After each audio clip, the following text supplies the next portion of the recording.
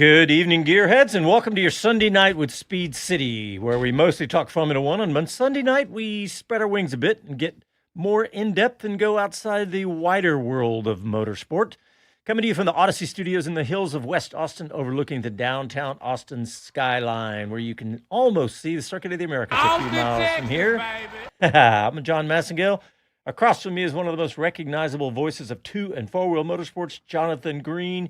Jonathan, after 24 F1 races this year, you thought you were going to kick back and coast into the holidays, but this week has been packed with news. Oh, mayhem! I know, and that's usually where I'd be hiding somewhere, like New Zealand or whatever, but you're stuck with me, and I'm stuck with you, and yeah, no, I'm fine. It's cold. I want to start with Mohammed bin Sulayem. This is just kind of fun, but I was kind of skeeved out by the way he was. Skeeved out? I don't know what that means. I think I just made it up. I think you did. Skeeved out. He was tussling Lando You've been with your Norris. daughter this weekend, haven't you? She's coming up with new. That's exactly right. What 6'7" are you talking about? That's exactly right. Well, Mohammed bin Sulayem at the FIA Awards was tussling Lando's hair, and it was just ruffling, tussling, whatever you want to call it. It was just weird and awkward to me. How about you? I did notice said thing, and my first reaction was, oh, he's just taken his helmet off. He's helping him out because he's got curly hair. But then it went on, you know how it goes on? You know when your mum does it, or she gets that tissue out and she spits on it to clean your cheeks, and it just goes on a little too long. You're like, get away! But your mom can get away with that. Right. That's the weird part about it. That's the only person in the world who can get away with it. Exactly. It just seemed strange to me, and that's all I really wanted to say about that. I thought it was funny. I know the internet loved every minute of that. But, man, we have a ton of stories, like I was talking about. There's some major headlines here. Yeah, it just... Oh, well, no. Okay. See, now, that's interesting. What's that? What you just showed. Oh. Because that wasn't the incident. Well, what do you mean? That's the incident I was referring to. Well, when he won the world championship and he took his helmet off, Ben Sulayem did exactly that. So that's a joke on both of their behalves at the gala dinner. Okay, so I didn't see the first one then. So after the race, Ben Sulayem did that. And obviously it's gone all over social media because I was just as skived out as you were. Skeeved out. I don't know. Steved out as you were. But yeah. It's weird. But that is why he did that at the gala. Is that he's obviously ruffled his hair a few times every time he's seen him, and after winning the championship, I get it a little more. He was caught up in the emotion. Well, and also he just took his helmet off, so his hair was a mess. It's a little different, but a bit like Ricciardo. Ricciardo had the same hair. I still stand by it. It's still weird. Yeah, and that kind of event put our champion down. Damn it. Yeah. Well, look, we got a ton to talk about because we also have Ben Sulayem. He won his second term as FIA president. When you say the word "won," doesn't that mean there are other competitors? That would imply that there were. Then when Usain Bolt wasn't in the when he ran that race by himself. Yeah, when I went to that same venue and none of those athletes were there, I won the 100 meters. Exactly. The FIA also signed a new Concorde agreement. The one that F1 and the drivers had already signed. Bring the teams, excuse me. Yes, I know. Yeah, and then I haven't looked at it yet. Have you? Framework. No, I have not looked at the details of it yet. And by the way, the IndyCar framework is a good subject. There's two subjects at IndyCar I want to discuss. One is that, and the other is the FIA point system. Well, that was the next on my headlines here. The headlines were the points system from IndyCar. That is a new independent point system. Helmut Marko leaving Red Bull. Yep. The first test of 2026. I think Helmut reckoned that he'd been in the junior program too long and he was never going to get picked up. Okay, well, we're done with the show. You have addressed all my headlines, so we're good. And then the last one was NASCAR. That was a joke. I like it, though. NASCAR settling the federal antitrust case. And I say NASCAR settling it, and that's really the headline, but really that's kind of what happened. But I want to start I've got an epitaph for that. I figured you did. I want to start with the Concorde Agreement because what had happened before was the teams and Formula One themselves had signed it already, but the FIA had just now essentially ratified it by becoming the last to sign the agreement. But Jonathan, this is what, the eighth or ninth one. These last 4 or 5 years, I don't know if they're set in stone. The number of years they last every time. But the fact that it's coinciding with the new set of rules for the cars and everything else is not a coincidence, right? Yeah, and if you are a Hardy fan, and I know that people listening locally and around the world, as it were, that tune into Speed City are serious fans, I would encourage you to actually read the Concorde Agreement, because what I found in the past is that the Concorde Agreement only gets kind of, oh well, that was in the Concorde Agreement. Nobody reads it. I mean, do you know the rules for 26? No. I know. I mean, all of them. Car rules. Yeah, I say I know them. But what I'm getting at is that it's one of those things that gets voted on in the dark of night, so to speak. Yep. We don't get a lot of press about it. It's complicated, it's convoluted, and there's usually something hidden in there that we're perhaps not expecting. And of course, some boffin back in Aston Martin on a lunch break eating his sausage roll suddenly reads it and says, "Wait a minute, I'm going to let Newey know about this. There's a loophole here, or there's a chance we could do this." You know what it is? It's the same when you download the new iPhone update. Yeah. And do you read all of that? No one reads it all. Yeah, and do you know what's going on? No. Yeah. So the fact that we have one, it's ratified. It was really just a rubber stamp thing, but it's an important milestone that I thought I would mark for us. So it's good stuff. And really, jokingly, we've already addressed Mohammed bin Salam's winning his second term, because with all the rules that he helped write, correct me if I'm wrong, that he helped write, that he didn't have an opponent. No, he did not. And you know what? I could get mad, but when I really think about it, and I look back to Max Mosley and Jean Todt, and then even further back, Jean-Marie Balliste was an absolute dictator. Yeah. And I know if Bob were with us, he would agree with that. And I know that those who know their Formula One will know that. It's always been a ridiculous position of power. And the one reason being is that the FIA's power actually is with what's called the SANs, the Automobile Sanctioning national sanctioning bodies, right? So Australia has one, England has one, and 380 countries have a sanctioning body. If you want to do a motor race, you have to go to the national sanctioning body for the FIA in that country. And it's those that vote on him. And he, or the FIA, spread the money out to those ASANs. So they tend to be kind of fairly faithful. Yeah. And that's part of why this is always a bit of skullduggery.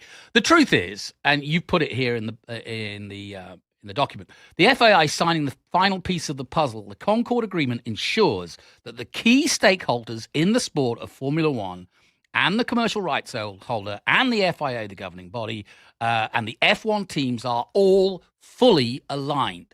Now, that can change. People can dispute things and all the rest of it. But that in the past has been monumental. And given the time that we've got here of change with the new rules, with literally this overnight or in the last 2 years, our franchises, and let's call them what they are now, have gone to billions. Yeah. So for this to be ratified as quickly as it was, and it, like it says, fully aligned, means that they were hasty in making sure that they locked the doors, as it were. Cadillac were last man in, and there are still teams on the outside, but there's still room for them. But the point is, it really is, we are now, I would argue, a multi-billion-dollar franchise system in Formula One. Absolutely. Yeah. The whole landscape of Formula One has changed in these last few years because of Drive to Survive and everything else that has made it so popular that it's worth so much money now, that all the teams and franchises.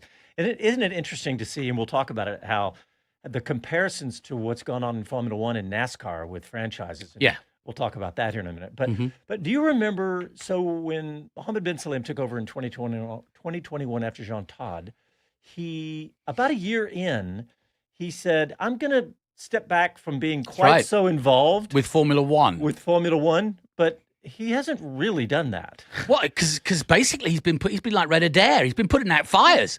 That's a good 70s quote for me. That shows me age. Basically because he's had people suing him, he's fired people. Race directors have gone. Tim Mayer has gone.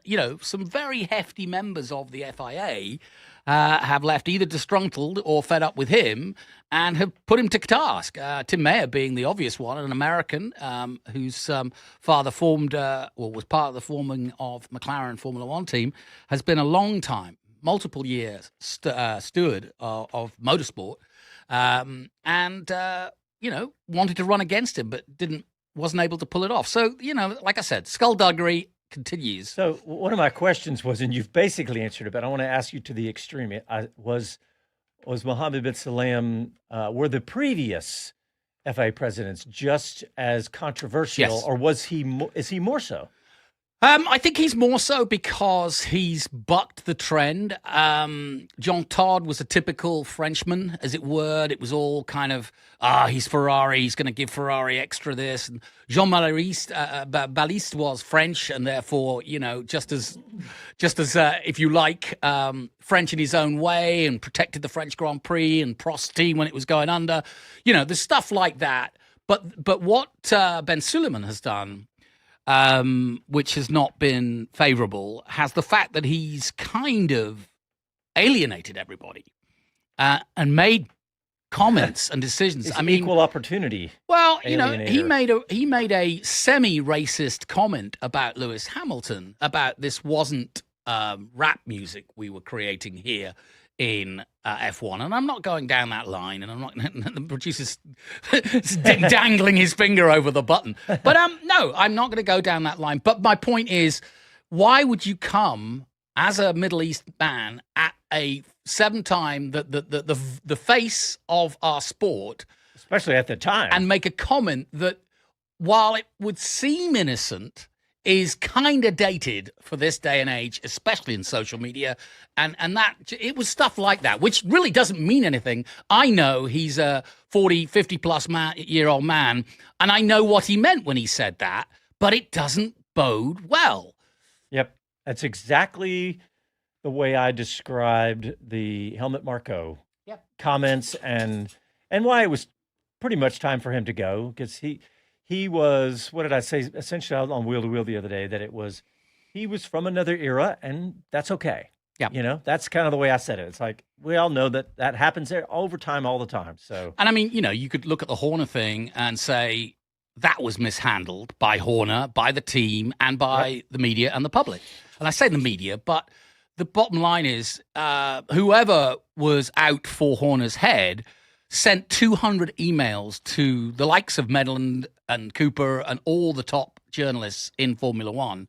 And so, again, a situation that was kind of oldie-worldy. It's like, there's rules these days. You can't be doing that. And if you get caught, which you will, people are going to oust you. And that's what happened. Yep. All right, let's go ahead and take a quick break. And when we come back, we're going to talk a little more of this almost like housekeeping stuff before we get into some really fun news. You're listening to Sunday Night with Speed City. Back after this.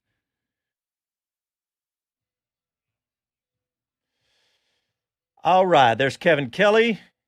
He says, gee, it doesn't feel like Sunday. I guess because he's been out of pocket and out of his normal routine, he said. Andy P., good evening, folks. Cold? Yeah, it's cold in Austin. Hey, there's a good one here from Dowster. Is it Dowster? 3? Yeah, something like that. Yeah, the last one. Wonder because of the FIA having a small say in the IndyCar Rules Commission made the FIA increase the super license. Yeah, I thought that exact thing. Well, either way, it needed to happen, and I'm glad it happened. Yep. And I want to talk Excited about it. to talk. That's on our list for sure. Yeah. Everybody's talking about the cold. Yeah, it is. Andy P. says, MBS feeling a bit of himself after being reelected with no opponent. Yeah. Yeah, I think you're probably right that the event, the night of the championship when he did it, that was just caught up in emotion, and maybe he was just trying to make fun of it and inappropriately did so again in the award ceremony. Yes, exactly. Yeah. Bill Ricker's here. Not as cold as feared. All right, here we go. Coming back.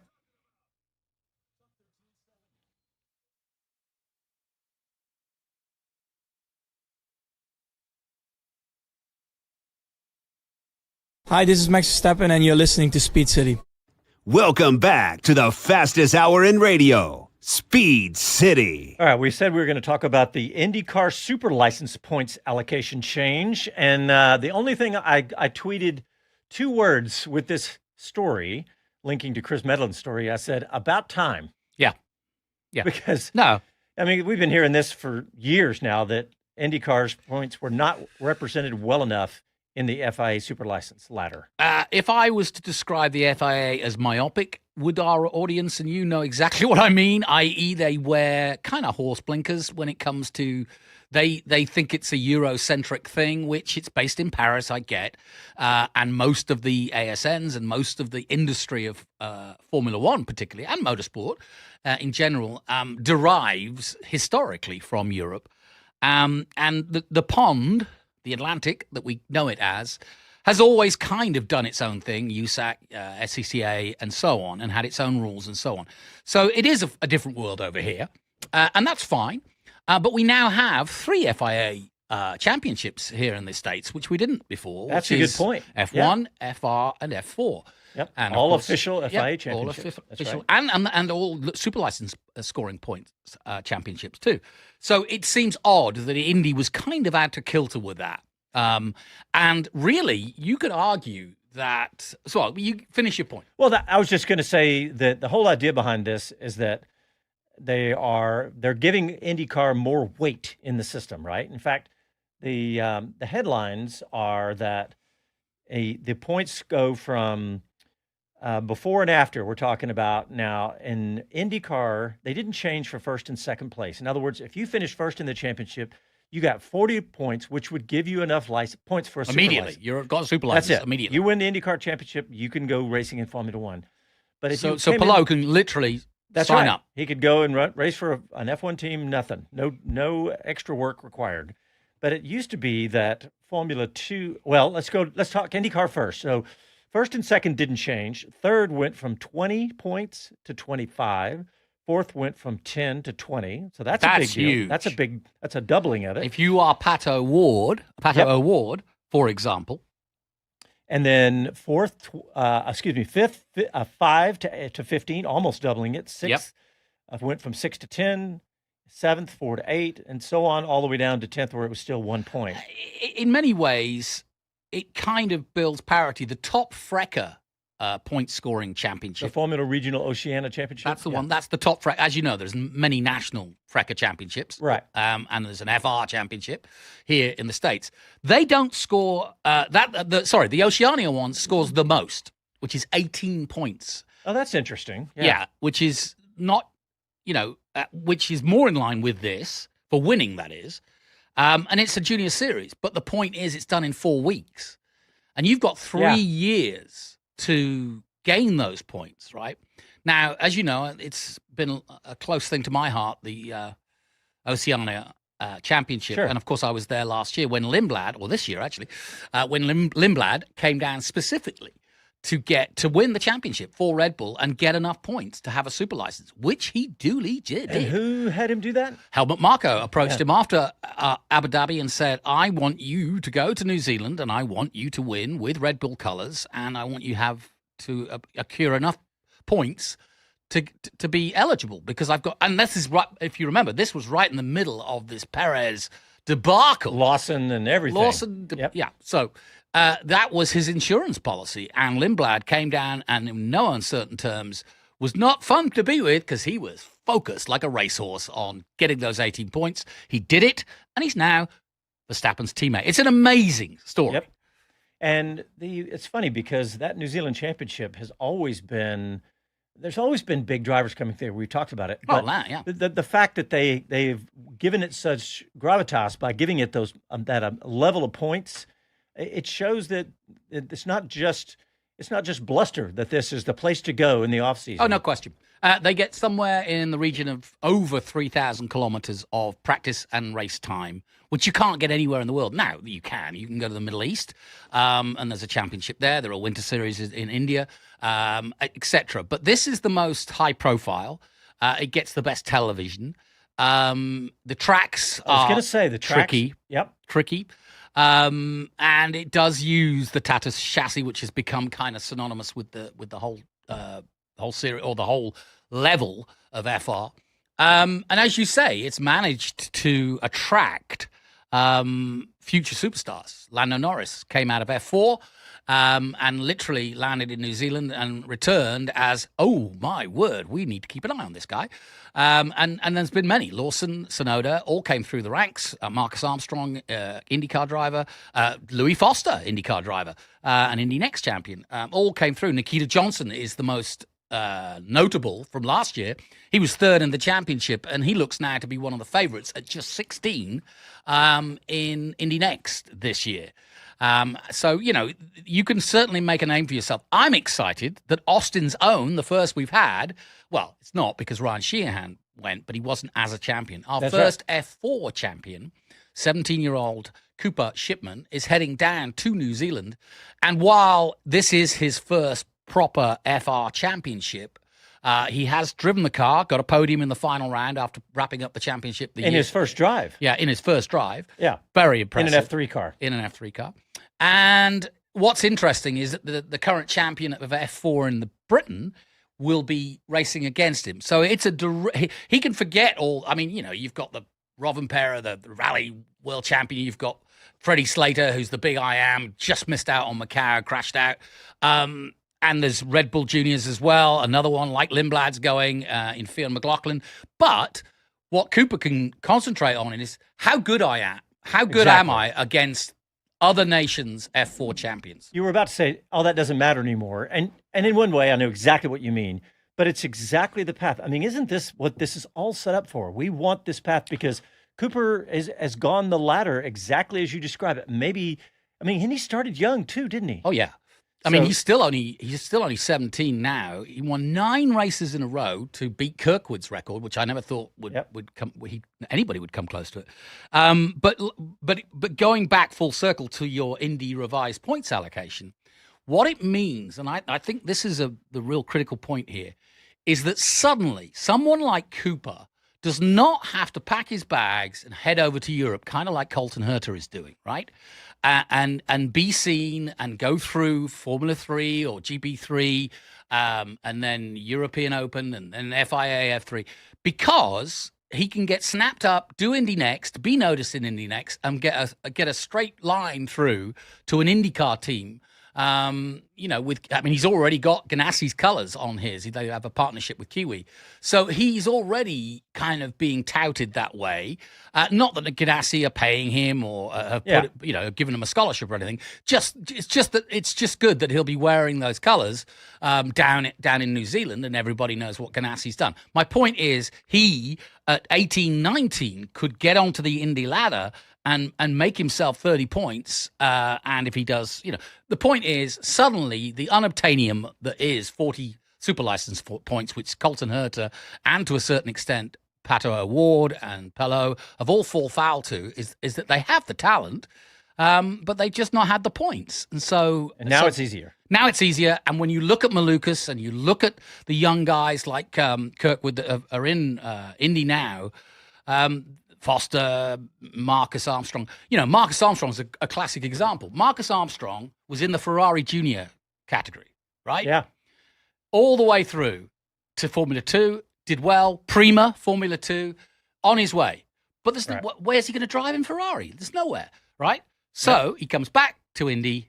He's doing well in Indy. He's learning ovals. He's going well. He's had some decent results. But now, this next season, he could go back, he could build up a situation where he puts himself back in a position. And so, sorry to be so long-winded, but I'm excited, to be honest, by that proposition that finally Americans can stay in America, because that's huge for them, and potentially make themselves potential for a Cadillac or Formula One team. Okay, so I said this at one point. Colton Herta, under the new system, Colton could have gone straight to F1. He wouldn't have had 40, but he would have had 39 points. Yeah. All they had to do was a single FP1, and he has 40 points. But you can't do an FP1 without 40 points.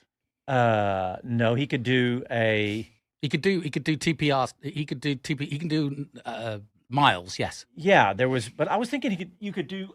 No, you're right. You couldn't do an FP1. But he could do miles. Yes, he could do miles and get that single point. Yeah. So So the question would have been is it still, I said at the time, so Colton, maybe he's doing the right thing. He's going to F2. He's going to learn the European style. He's going to learn all the things that you can learn about being a Formula One driver in Formula 2. This is maybe it's the best thing that could have happened to him.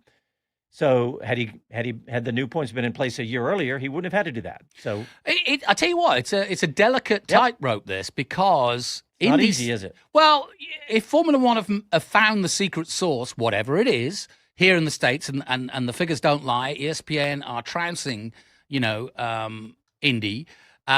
Indy have got the talent. We talked to Connor about this in Vegas, didn't we? They've got the talent. There's a lot of talent, but Indy just hasn't blossomed the way that Formula One has. And it's going to be interesting because, on the one hand, Indy will continue with Fox, which is a huge platform for them and one they didn't have before because NBC had it everywhere. Right. And Formula One's going behind the paywall. And this could be a huge opportunity for Indy to make its mark a bit more. And I would argue that Indy aren't going to be impressed with people like you and I talking about their golden egg as a route to Formula One. That's not what they want. Yeah. They want a Scott Dixon to stay around. Yeah, that is exactly right. So, but I think that if you're bold as a leader, and I think that Penske and the leaders of Indy are, when you look at the layout of drivers in Indy, it basically is half and half Formula One, half and half Indy, i.e., people who've come through the road to Indy and people who've either come from Formula One or have come back from Formula One, like a Grosjean or a Marcus Ericsson and a Marcus Armstrong. And that's where the parity is. And we see it with Pato O'Ward. Top man one of the top races in Indy can easily do a Friday session and be top 10 in Formula One. Yeah. Okay, we're going to take another break, and we are going to get to that good news that I was talking about, and we'll get to that after this.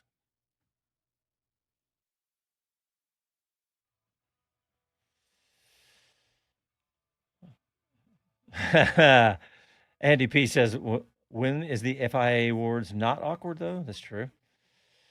Bill Ricker Spring Grassroots Sport. Oh, yeah, talking about New Zealand.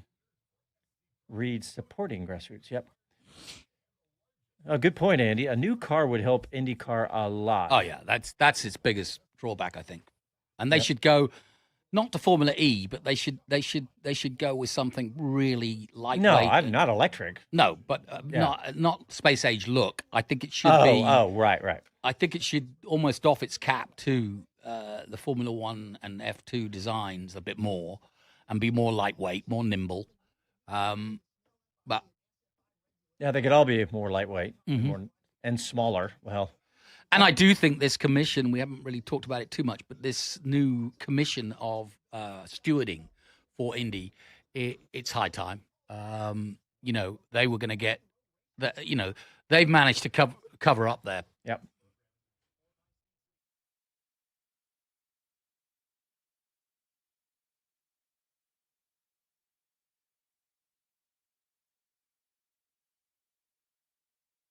I'm Liam Lawson, and you're listening to Speed City. Welcome back to the fastest hour in radio, Speed City. What do you got, Johnny Green? Proud of Liam Lawson. What did he do? If you look at it on paper, he hit the big time.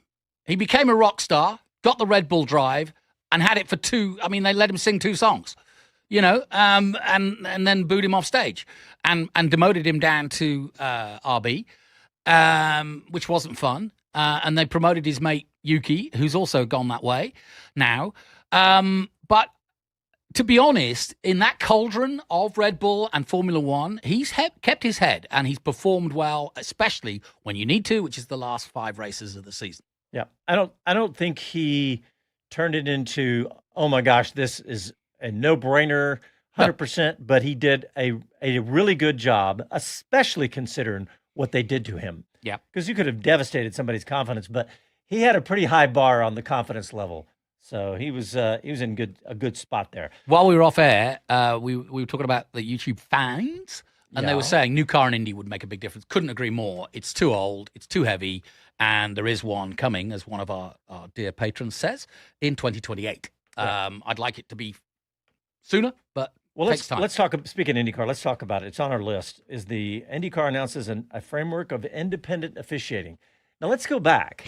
Why this happened? There was a couple of incidences that.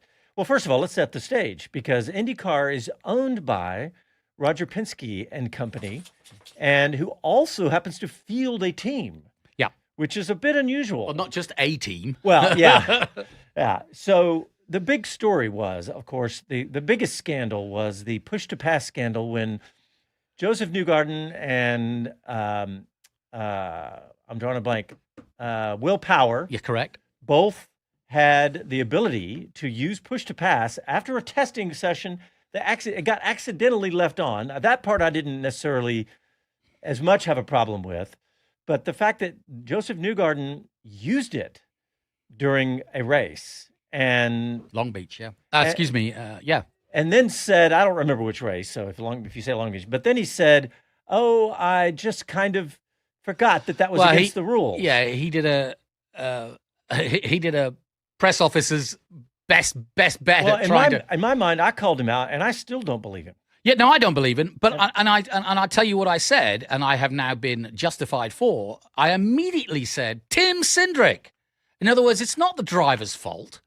If you give the driver a chance for an opportunity, he's going to take it. Dude, it is the driver's fault. He pushed the button. Well, who gave him the button? It's Tim Cindric's fault. And you don't give a little boy a sweetie and not expect him to candy and not expect him to eat it. IndyCar champion is okay. It's like, I'm not going to take it. He has to take at least somebody authorized that button, and the buck. What in any company, he LLC pulled the trigger. CEO has to fall on his sword. I agree, but so does Joseph Newgarden. I agree. He fought a rear guard. If you give them the button, but you can't say that he doesn't have responsibility. I will argue that till my death. They're all in bed with it. And frankly, the truth is, Rogers got rid of Cindric. And by the way, I've got a lot of admiration for Cindric. I've got a lot of admiration for Cindric. But in this particular case, he may not have even been aware of it. And to a certain extent, Roger Penske probably wouldn't have been aware of it. No, but I 100% that the buck stops at the top. Yeah. But that was only one, though. That was all right. We'll talk about the other one. The attenuator. Yes, was found on an illegal part, or was found before the 500, and each of the Penske cars were pushed to the back of the Indy 500, and again they were in trouble. And the irony is, because this was an old flagrant rule break from a year before, and ironically, if you go to the Indy museum today, there is a whole room dedicated to Penske with the foul car on display, which I find remarkable. In other words, that they won with an illegal car, illegal part. That's right. And I was actually, of all people, I was with David Brabham, and he pointed it out to me. So I'm not trying to claim that I know something smart. No, that was. But he said, "Look, there's the bloody attenuator that was illegal," and I was like, "Wow, yeah, so it is." Yeah. So that being said, we set up the stage for this, is that it was announced that IndyCar was forming this independent, again, you have to put a little bit of a air quote on the word independent because there's still going to be Penske representation in it.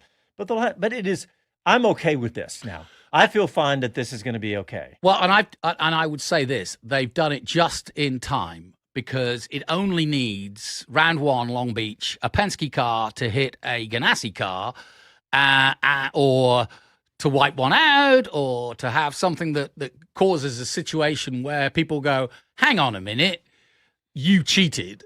And where is the arbitration? You know, Penske owns the system. I mean, you know, if somebody attacks Penske, he can just go away, I own the series kind of thing. And not that he would, but my point is it needs an arbiter. It needs a referee, if you will. There's no other sport that doesn't have that. So, I think Indy, it's high time, put it that way.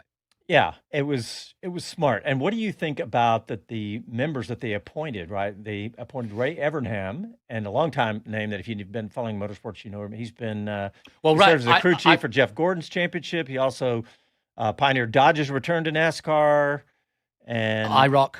Yeah. I know Ray personally because he spent a lot of time both racing and being part of Trans Am. He's commentated with me, and I've been with him when they've done the IROC. There isn't a better guy. There isn't a better guy. You're right. Correct. He's the guy that single-handedly got Jeff Gordon where he needed to be. He has now reinvented IROC. He's a very well-respected motor racing American. That right there is the reason you're emphasizing that is because that is maybe the most important thing in this role, because you got to have somebody. I mean, think about Charlie Whiting. He was revered and respected by literally everybody. It's a strange term, but a unicorn. You know, Yeah. I mean, people like them are unicorns. Who was the other name? Raj Nair. And then the third one was Ronan Morgan. Now, Ronan was appointed by the FIA, which Interesting. I know a lot of American race fans might not recognize his name, but with the FIA, he served as the chairman of stewards for more than 100 international race and rally events, was the sporting manager of the Abu Dhabi Formula One Grand Prix from 2009 to 2021, and is the president of the FIA Drivers Commission. So, And Bob, by the way, on behalf of the Australian fan club of Will Power, I must say he did not push the button. That's And right. I just reminded that he did not. He did not. It was there to be pushed, and I've got a feeling that Will, knowing Will, would have known that, but also know that he would have fallen foul as he did. So, his teammate did. By the way, stepping back to drivers with less than 40 points, they can run an FP1 session. They can run without a full 40 super license by obtaining a free special free practice only super license, which allows them to do all the things they can earn up to 100 kilometers without penalties in those sessions. They have to have penalty free sessions up to 100 kilometers. But that's how Colton could have done it. Yeah. Without going to F2. I thought I had read that somewhere, so I just did a quick Google. So, all right. So, thinking more about the Indy thing, do you have any? Oh, let me just read some comments from them. One that I have a little bit of a problem with. So, Mohammed bin Salem again, because again, they got to appoint their representative, right, that I was just talking about, Ronan Morgan. So, MBS says, we have remained committed to independent officiating for 2026, and we are pleased to announce this next step. The IndyCar team owners and the FIA have selected a world-class board with high character, incredible knowledge, and an intense passion for motorsports and IndyCar racing. That was Doug Bowles. Sorry. And then MBS said, IndyCar is an American icon, and I'm proud of the relationship we are building together. The FIA's independent expertise in delivering consistent officiating oversight throughout our world championships, combined with IndyCar's innovation and competitive spirit, with the support growth of the series. Look forward to the work ahead of us. The word consistent there, I have a little problem with NBS's quote of his own officiating team. But all that being said, it's a great step in the right direction. Well, and as somebody else on the internet pointed out, it's a long time coming since Roger took over as head of Indy. This has been a gaping hole in the system, in that you can't have one team. I mean, it's a bit like, I don't know. Ferrari have kind of quasi done it in Formula One, but that was because that's a historical thing. You know, they've always had the more money, they've always had the prestige, and so on and so forth. But if you put, if for example, Horner or Vowels was now made head of the FIA and still had his team, it would be a bit odd, wouldn't it? So, yes, absolutely. So, speaking of James Vowels. Yes. James just got out of a race car. The 12 hours of the Middle East? The Gulf. 12 wow. hours. That's right. Do you take a full set and then just play through and then drive to the next hole, or how does it work? Golf, not golf. Oh, right. Gotcha. So I meant to follow James all the way through. He did good. He qualified really well. But I stopped watching when my son's team there was some contact. Still Inception? Still Inception. And their part of the sister team is Optimum. Both teams were looking like they were going to win the race. And they do an odd format for this race. It's 12 hours. They race 8 hours. They pause. They take a break for an hour or two. Cup of tea. Yeah, maybe that's what it was. And then they raced the rest of the race, the last 4 hours. And the Inception team had a collision, and the fire suppression system went off inside the car. So they had to clearly they had to stop, and that put them out of the race. And then the other sister team had a puncture. But James Vowels, I meant to look where he finished today because it was this morning. But he had done really well, and it was really funny to watch him because he was getting interviewed as a driver. Yeah, and he's also very tall. Yes, he is very tall. He doesn't really fit in a car very well. So I'm just trying to look and see where he finished. But it's just cool that that he's doing this, right? To be honest, I felt that way about Zach Brown when I did some historic events at Laguna, and there he was, hooning around in a Williams F1 car. And I thought, that's great. He doesn't care about branding because he's not a Williams guy. Yeah. Then he jumped in a McLaren, an actual Bruce McLaren 1965 Can-Am, and drove the wheels off it. So, yeah, I've always got a lot of admiration for the guys that talk the talk and walk the walk. Horner was a 3000 driver. Yeah. Well, and Zach Brown, of course, loves to drive his cars. I don't know how much he's done competitive, but he did win first in class. Oh, did he? Apparently, Boy. Yeah. Oh, wow. Yeah, P1 in class, P4 in the Pro-Am without a pro, and P13 overall. Really, really nice finish. So did you call Chris Medland to say, right, your interview days are over, he's going to snub you? Yeah.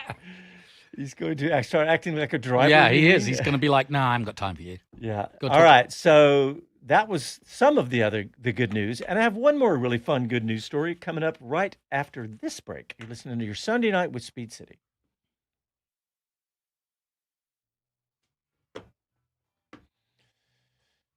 All right, YouTubers.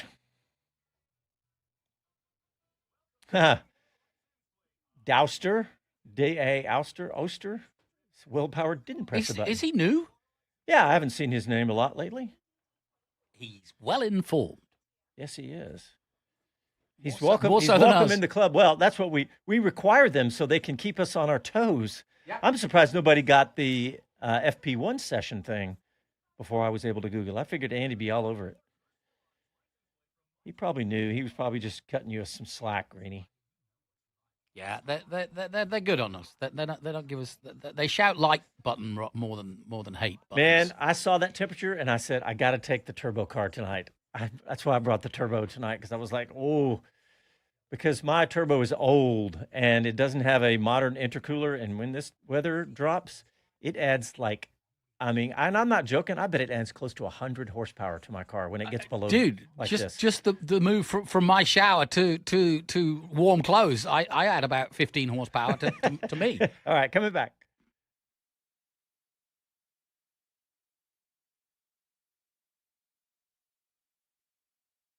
Hello to everyone, this is Gunther Steiner, this is Speed City. Welcome back to the fastest hour in radio, Speed City. Thank you, Gunther, for bringing us back. What an interesting time he's having. I was just thinking that. We had a good time. We chatted for quite a bit of time in Vegas because we were in his office in the Pirelli Hospitality. He came on the show with us. He was with his family, wasn't he? Yeah, he was. But that's not the first time. He had him in Miami. His wife and daughter were both there. I think his daughter's getting into it now. I think so, too. You can't blame her. But he's doing MotoGP. He's doing all sorts of stuff. So he's...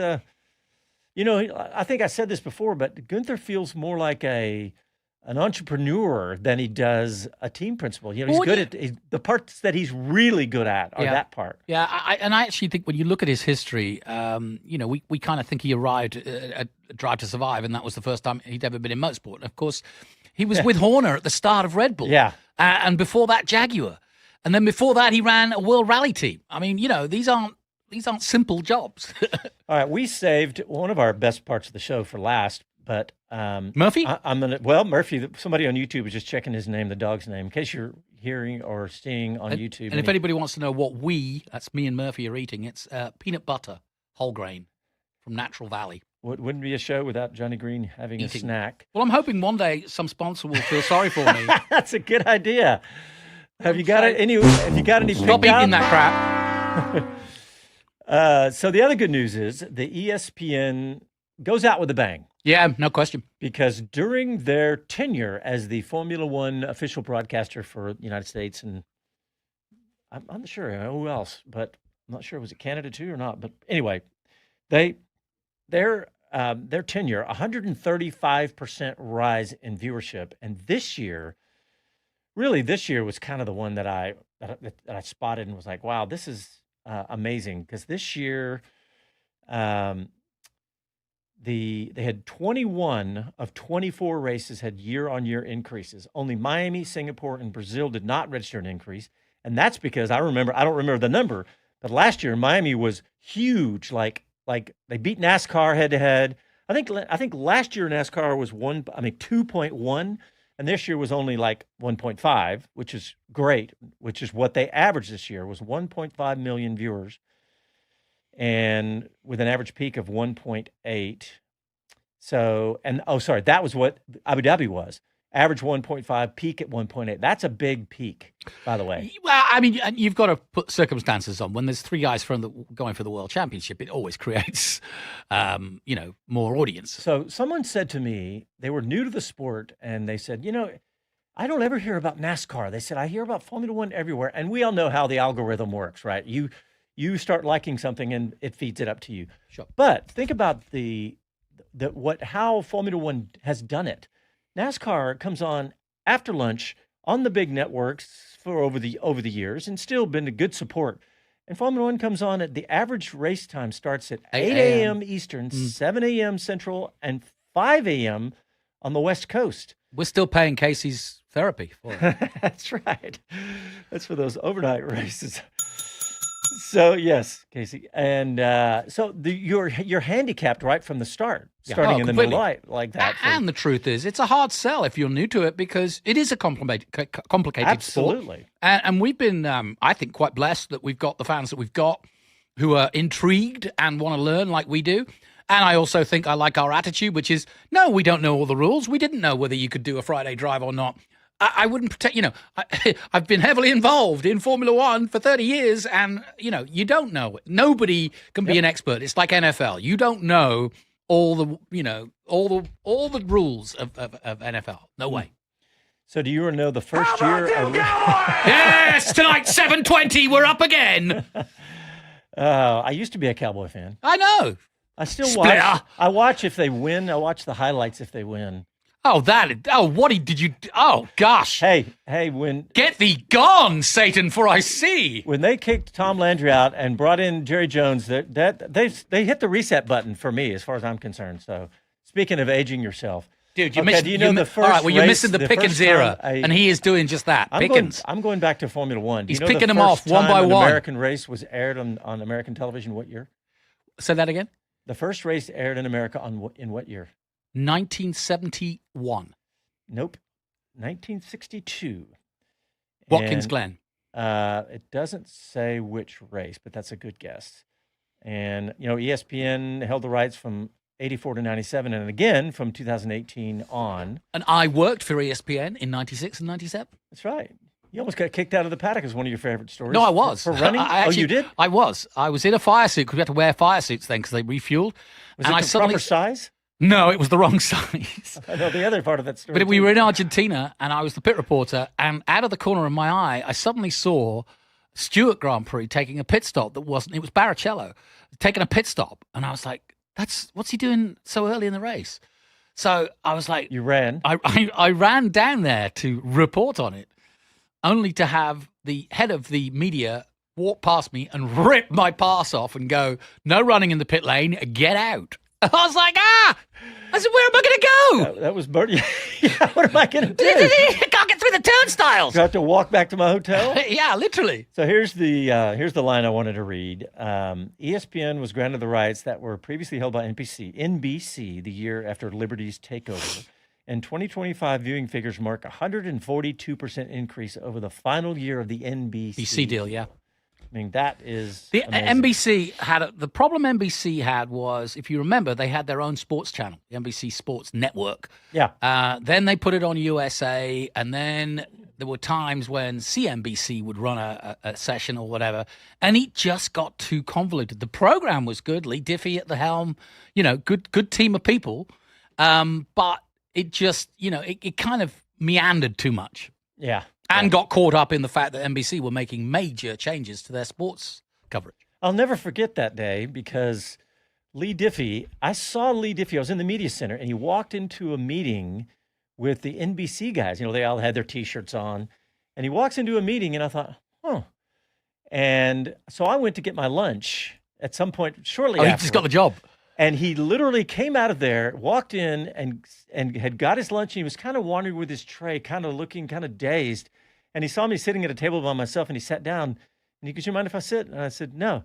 And he sat down, and he put his food in front of him, and he kind of leaned back in his chair. And I was like, "What's he doing?" And he looked at me, and he goes, "I just got the Formula One job." Yeah, great. And he said, "You're the Well, first." you got to tell somebody, haven't you? I know, that's right. And he said, "You're the first person I've told." I know, that's great. And I was like, "Wow, that's And pretty his mum cool." was probably a second. Yeah. I love it. Yeah. No, that's great. I'm very happy for Lee. He is a talent, that deserves to be where he is. Yep, He'll be absolutely. doing the Winter Olympics, I'm sure. And a nice the next guy. time. Yeah, great guy to And be a hell with. of a nice guy, I've had some actually. good nights out with Lee Diffie. Yep. We have some other stories. Maybe we'll tell those. Yes, we have a new events evening with stories from Retired yes. Lee Diffie. Yeah. Yes. Oh, that's funny. All right. Well, if you've stayed with us this long, we have an interview with Lando Norris because we didn't get to play this during our post-race show, the final one of the season, because Chris Medlin didn't get to catch up with Lando at that time. But what's your point now, Grinny? Get it going, yeah. Yeah. Oh, yeah. Well, it's only 90 seconds. So we're in good shape. I was like, we've got the full sit down. No, we don't. But we have an exclusive with Lando. And, of course, this is literally right after the race. Maybe a half hour. Maybe a half hour after the race. So Was he still giggling? yeah, I don't think he could stop giggling that night. But, yeah, here's an interview with Lando Norris with Chris Medlin right after the race. And Lando, you've become world champion, and all you've done so far is talk and sign things. When do you get to celebrate this? I'm already enjoying the moment. Congrats. I just get to go and celebrate, hopefully very shortly, with my team, with my people around me every weekend, all my supporters. I don't know. But I'm already enjoying the moment. I'm already. This is already nuts. I'm living a dream, and I'm so happy. But yeah, what brings me more happiness is just the fact I get to go and celebrate with the others. So that's all I want to do right now. Well, how proud are you of yourself that you get to do that? Because I know you said it's important to you to make them happy. Yeah, look, I also want to prove myself right. I also want to do the best for myself. I also want to prove myself wrong, and I've not always had the most confidence in myself, but the fact I get to prove myself wrong at times, and yeah, that's a good thing. I want to prove myself wrong, because that's me. But at the same time, I just get to, make other people happy, and that's my motivation. So I'll have a good time. They'll have a good time. I feel like I've done a good job this year. Of course, I've made my mistakes. Things I would love to go back and improve on, and but that's for next year. That's all part of the process. I've done a good enough job this year, and I'm very proud of that. Become world champion. That's been my dream for so many years. My parents' dream, the whole group. So now I get to have some fun and try all over again next year. There's a whole team in there waiting for you, I think. Go and enjoy it. I will. Thank you so much. Great, honest interview. That's the most I've heard in a package, and a cohesive package, where he tells you the whole story. Yeah. The headline the following week was he did it his way, and I couldn't quite understand what he meant by that. But that's what he meant, which is he's done it Lando's way. And I knew you were going to run this piece, and I was like, well, did the right guy win? And the answer is yes. Yeah. Actually, just taking Piastri's point of view, he blew the championship.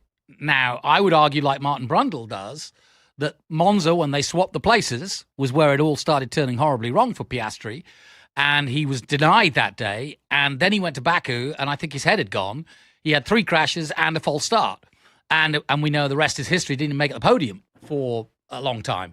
So Piastri's got nobody himself. He had a 104-point lead. He's got to look at himself in the mirror, and he's got to look straight in the eye of Mark Webber and say, it's my fault. Yeah. I hate to be brutal. I actually think Piastri could become, and I'm predicting here, a better racing driver than Lando Norris in the outcome of the next 10 years. Could be. Because I do think he's faster. I do think he's got skills I don't know if I would agree with he's faster, but I think most of the other intangibles, I think he probably is. Look, it's hard to say that, but we're out of time, but there's a bunch of this we're going to get into. And Verstappen was just outstanding. To get within 2 points, fantastic. Yeah, and unfortunately, I did look back, and Barcelona, where he rammed his car into Russell, that cost him 9 points. So you could say I love that, and I remember the corner. I remember the exact corner. He was red mist, and I remember saying at the time, "You cannot use your car as a weapon." Yep. And he did, and we had Jet Bowling in that day, a young driver coming up. Thanks, everybody. Thanks to Casey Johns behind the glass. Jonathan Green, thanks, buddy. And thanks, everyone, for tuning in, both on the radio and on YouTube. And we'll talk to you next Sunday night. Beat Trails.